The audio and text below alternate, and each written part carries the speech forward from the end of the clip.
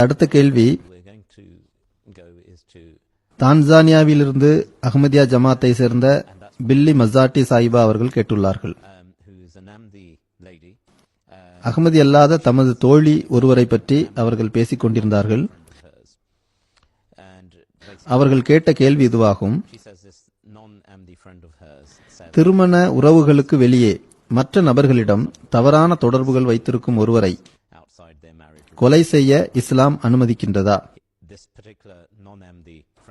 மேலும் அஹ்மதி அல்லாத அந்த பெண்மணி ஹஸ்ரத் ரசூல் ஸல்லல்லாஹு அலைஹி வஸல்லம் அவர்கள் இவ்வாறு கூறியுள்ளதாகவும், இது மாதிரியான தண்டனை அன்னாருடைய காலத்திலேயே நிறைவேற்றப்பட்டதாகவும் கூறினார்கள். இது தொடர்பாக ஒரு ஹதீஸையும் அந்த பெண்மணி குறிப்பிட்டுள்ளார்கள். ஆயாஸ் மஹமூத் சாஹிப், நாம் இது விஷயமாக ஏற்கனவே ஃபெய்த் மேட்டர்ஸில் பேசியிருக்கிறோம். இப்போது அவர்களுடைய குறிப்பான கேள்வி என்னவென்றால், ஒருவர் விபச்சாரம் செய்துவிட்டால் அவருக்கு மரண தண்டனை வழங்க வேண்டுமா? இது மிகவும் சர்ச்சைக்குரிய பிரச்சனையாகும். ஊடகங்களில் இது இன்னமும் பெரிதுபடுத்தப்பட்டு சிதைக்கப்பட்டு பெருக்கப்பட்டுள்ளது. ஆனால் ஊடகங்கள் தான் இதற்கு முழுமையான காரணம் என்று நான் கூறவில்லை. ஊடகங்கள் தங்களது கதைகளை விற்றாக வேண்டும். எனவே அவர்கள் முஸ்லிம் நாடுகளில் பழக்கத்தில் உள்ள எதை வேண்டுமானாலும் எடுத்து உலகிற்கு அதை அப்படியே வழங்கிவிடுகிறார்கள். ஆகையால் ஊடகங்கள் வெறுமனே ஒரு குறிப்பிட்ட முஸ்லிம் நாடுகளில் இருக்கும் இஸ்லாத்திற்கு புறம்பான நடைமுறைகளை பெரிதுபடுத்தி வருகின்றனர். நான் எனது நண்பர் ஒருவரிடம் பேசிக் கொண்டிருந்தேன். அவர் ஒரு நாத்திகர். விபச்சாரம் செய்தவர்களை கல்லெறிந்து கொள்ள வேண்டும் என்று இஸ்லாமிய சட்டம் கூறுகிறது, அது உங்களுக்கு தெரியுமா என்று என்னிடம் கேட்டார். அதற்கு நான் இல்லை, ஒருபோதும் அவ்வாறு கூறவில்லை என்றேன். உடனே அவர் சொன்னார், மத்திய கிழக்கு நாடுகளில் என்ன நடக்கிறது என்பதை நீங்கள் பாருங்கள் என்றார். நான் கூறினேன், இதோ பாருங்கள், மத்திய கிழக்கு நாடுகளின் நடவடிக்கைகள் எல்லாம் ஒருபோதும் இஸ்லாம் ஆகிவிடாது. இஸ்லாம் என்பது 2 அடிப்படை கொள்கைகளை அடிப்படையாக கொண்டுள்ளது என்பதை முதலில் நாம் உணர வேண்டும். அதில் முதலாவது ஒரு விஷயத்தை குறித்த இஸ்லாத்தின் சட்டம், அதாவது திருக்குரான். பின்னர் அந்த சட்டத்தை கற்றுத்தருவதற்காக தோன்றிய ஹஸ்ரத் ரசூல் ஸல்லல்லாஹு அலைஹி வஸல்லம் அவர்களின் நடைமுறை. இந்த 2 அடிப்படை மூலங்களில் இருந்து ஆராய்ந்து பார்த்தால் நிச்சயமாக சில உண்மைகளை நாம் புரிந்து கொள்ள முடியும். அது என்னவென்றால், விபச்சாரத்துக்கு நிச்சயம் தண்டனை உண்டு. ஆனால் ஊடகங்களில் கூறப்படுகின்ற அந்த தண்டனையோ அல்லது சில முஸ்லிம் நாடுகளில் நடைமுறைப்படுத்தப்படுகின்ற தண்டனையோ நிச்சயம் கிடையாது.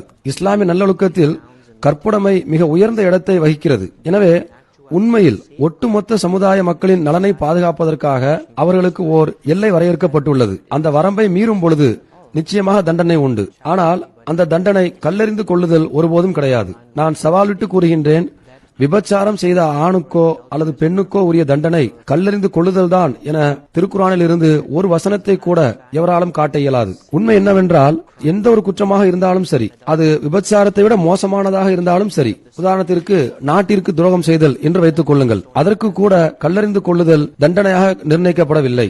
ஆகையால் திருக்குரானில் இதை எந்த ஒரு குற்றத்துக்காகவும் உரிய தண்டனையாக குறிப்பிடப்படவில்லை. திருக்குரான் என்ன கூறுகிறது என்பதை இப்பொழுது பார்ப்போம். சூரா நூரில் 3வது வசனத்தில் வருகின்றது, விபச்சாரம் புரிந்த ஆணுக்கோ அல்லது விபச்சாரம் புரிந்த பெண்ணுக்கோ உரித்தான தண்டனை என்னவென்றால் 100 கசையடிகள் ஆகும். எனவே இதுதான் தண்டனையாகும். விபச்சாரத்திற்கான தண்டனை கல்லெறிந்து கொள்ளுதல் அல்ல என்பதற்கான மற்றொரு ஆதாரம் என்னவென்றால், திருக்குரானில் வருகின்றது, அடிமை பெண் விபச்சாரத்தில் ஈடுபட்டால் அவளுக்குரிய தண்டனை பாதி அளவாகும். எனவே கல்லெறிந்து கொள்ளுதலில் பாதி அளவு தண்டனையை எவ்வாறு நிறைவேற்ற இயலும்? பாதி மரணம் என்பதற்கான வரம்பை எவ்வாறு நாம் வரையறுக்க முடியும்? நிச்சயமாக முடியாது. ஆனால் 100 கசையடிகளில் பாதியை நிறைவேற்ற முடியும். இதை ஒரு நல்ல வாதமாக வைக்க முடியும். இதை ஹசரத் 2வது கலிஃபத்துல் மசீஹ் அவர்கள் தன்னுடைய தப்சீரே கபீரில் மிக அழகிய முறையில் விளக்கியுள்ளார்கள்.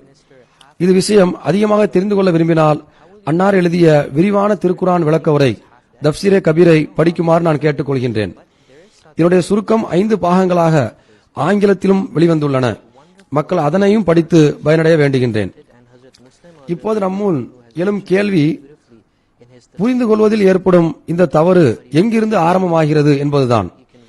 ஹஸ்ரத் ரசூல் ஸல்லல்லாஹு அலைஹி வஸல்லம் அவர்கள் இந்த தண்டனையை வழங்கியதாக மக்கள் கூறுகின்றனர். இதில் 2 விஷயங்கள் உள்ளன. ரசூல் ஸல்லல்லாஹு அலைஹி வஸல்லம் அவர்கள் திருக்குரானின் கட்டளைகள் இறங்குவதற்கு முன்னால் தௌராத்தின் சட்டத்திட்டத்தின்படி செயல்பட்டு வந்தார்கள்.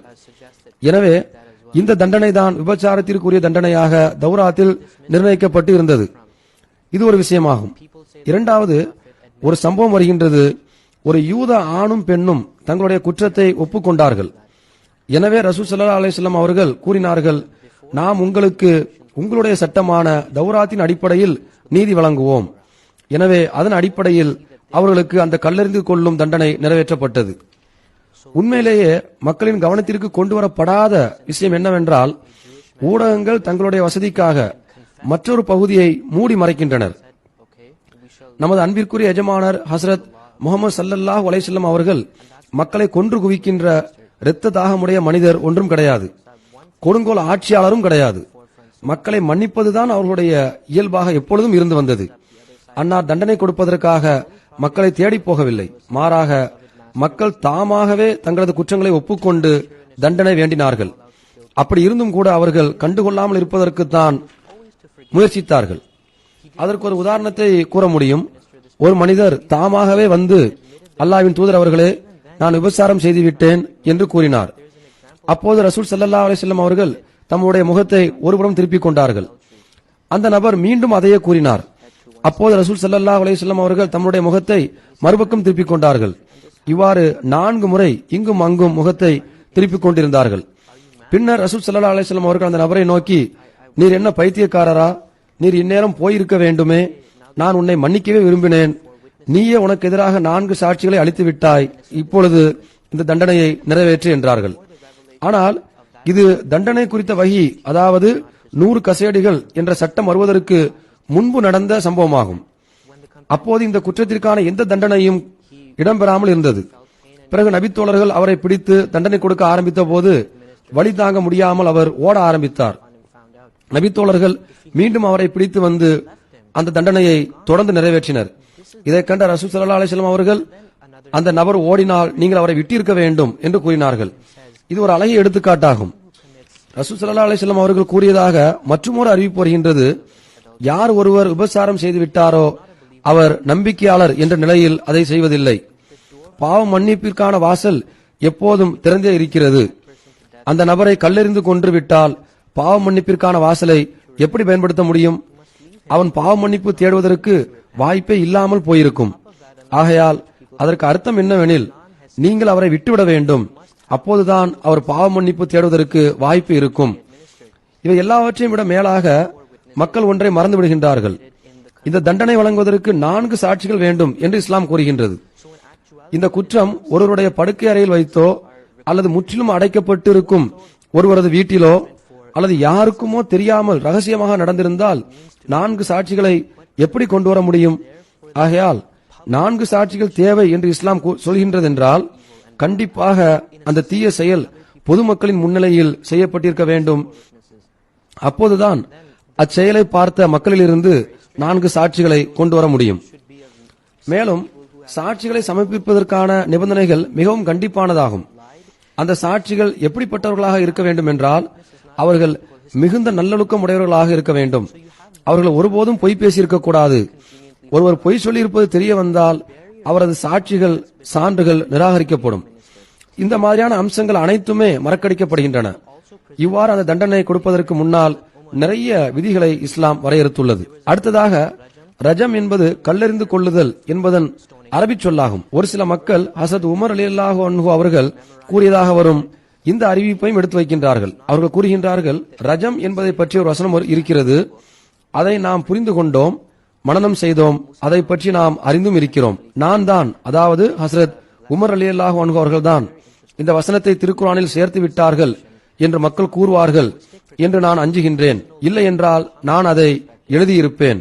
இரண்டாவது கலிஃபத்துல் மஸீஹ் ஹசரத் முஸ்லிம் ரலியல்லாஹு அன்ஹு அவர்கள் மிகவும் அற்புதமான முறையில் ஒரு சில விஷயங்களை கூறியுள்ளார்கள். அவர்கள் கூறினார்கள், மொழியியல் அடிப்படையில், பகுத்தறிவு ரீதியில், தர்க்க ரீதியாக, பொது அறிவின் அடிப்படையில் இந்த ஹதீஸை நாம் ஆய்வு செய்தும் பொழுது அறிவில் சிறந்து விளங்கிய ஹசரத் உமர் ரலியல்லாஹு அன்ஹு அவர்கள் போன்ற நன்மக்களின் கூற்றில் முரண்பாடு இருக்கிறது என்று ஒருபோதும் கூற முடியாது. ரஜம் என்பது ஏற்கனவே வேதத்தின் ஒரு பகுதியாக இருந்தால் உமர் தான் இந்த பகுதியை சேர்த்து விட்டார் என்று யார்தான் குற்றச்சாட்டை எழுப்ப முடியும்? ஆகையால் இதில் இருந்து இந்த அறிவிப்பு சரியானது அல்ல என்பது மிக தெளிவாக தெரிய வருகின்றது. மேலும் மேலும் இந்த அறிவிப்பை விபச்சாரத்திற்கான தண்டனை கல்லெறிந்து கொள்ளுதல் அல்ல என்பதையும் நிரூபிக்கிறது. நாம் இந்த அறிவிப்பை ஏற்றுக்கொள்வதாக இருந்தால் அது பல புதிய பிரச்சனைகளுக்கு வழிவகுக்கும். திருக்குரானின் உண்மைத்தன்மை முழுவதையுமே கேள்விக்குறியாகிவிடும். பிறகு எந்த வசனங்கள் எல்லாம் உண்மையானவை, எவை உண்மை அல்ல என்பது எப்படி தெரியும்? முஸ்லிம்கள் மட்டுமல்ல, மேற்கத்திய மக்கள், அறிஞர்கள் என அனைவரும் திருக்குரானின் அக மற்றும் புற தூய்மைக்கு சான்று பகிர்ந்துள்ளனர். மற்ற எல்லா வேதங்களை விடவும் சிறந்த முறையில் பாதுகாக்கப்பட்டு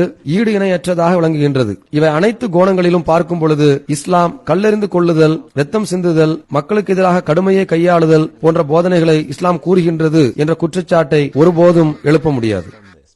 ஒரு சின்ன விஷயம், நாம் முன்பும் இதை கூறியிருக்கிறோம். நமது நிகழ்ச்சியின் பார்வையாளர்களின் நன்மைக்காக மீண்டும் கேட்கிறோம். இந்த கேள்வியை கேட்ட மாசாட்டி அவர்கள் இது தொடர்பாக ஹதீஸை கூறியிருந்தார்கள். எனவே திருக்குரான் போதனைகளுடன் பார்க்கும்போது அந்த ஹதீஸின் நிலை பற்றி கூறுங்கள், சற்று தெளிவாக இருக்கும். நல்லது. திருக்குரான் இறைவனது வார்த்தைகள் என்பது நமக்கு தெரியும். ஆயா சாஹிப் அவர்கள் தெளிவாக கூறினார்கள், அது மாற்றப்படவும் இல்லை, மாற்றப்படவும் மாட்டாது, மாற்றப்படவும் முடியாது. இதுதான் இறுதி சட்டமாகும், இறுதி வழிகாட்டுதல் ஆகும். ஏதாவது ஒரு ஹதீஸ் திருக்குரானில் சொல்லப்பட்ட கருத்துக்கு மாற்றமாக இருந்தால் நிச்சயமாக நாம் எப்போதும் திருக்குரானுக்கு தான் முன்னுரிமை கொடுக்க வேண்டும். அதற்காக அனைத்து ஹதீஸ்களையுமே தள்ளிவிட வேண்டும் என்று கூறக்கூடாது. அடிப்படை என்னவென்றால், ஹதீஸ் அறிவிப்பாளர்கள் மிகச் சரியாக அல்லது முழுமையாக அந்த விஷயத்தை புரியாமல் இருந்திருக்கலாம். ஆகையால் ஹதீஸ் திருக்குரானுக்கு மாற்றமாக இருக்கும் பட்சத்தில் திருக்குரான் தான் நிறைவான சட்டமும் நீதிபதியும் ஆகும். இறைவனது வார்த்தைகள்தான் இறுதியான முடிவாக இருக்கிறது. மசாட்டி அவர்களே, தாங்கள் கேள்வி கேட்டதற்கு நன்றி.